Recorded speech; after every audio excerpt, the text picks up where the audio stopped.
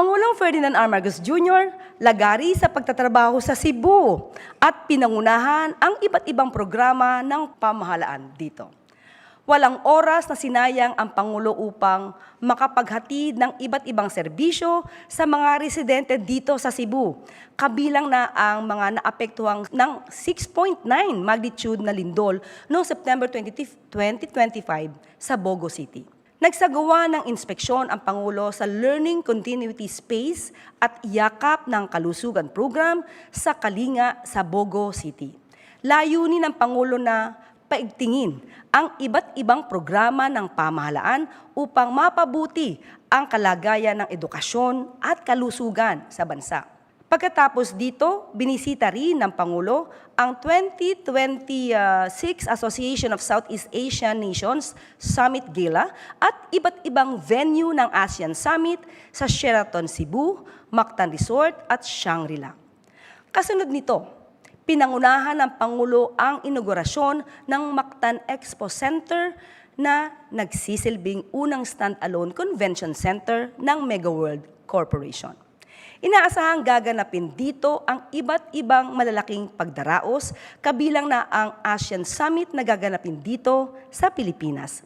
Dinisenyo ang Mactan Expo upang ipakita ang kultura at pagkakakilanlan ng mga Cebuano at pagandahin ang kalidad ng infrastruktura ng bansa para sa mga meetings, incentives, conferences at exhibitions.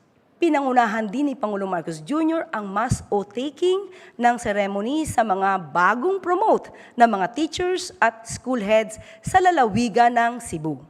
Bago matapos ang araw, binisita ng Pangulo ang bagong Pilipinas eGov PH Servicio Hub sa barangay Subang Dako sa Mandaue City. Personal na nasaksihan ng Pangulo ang iba't ibang serbisyong hatid ng DOLE, DOH, DSWD, PhilHealth, ARTA, PCSO at DA.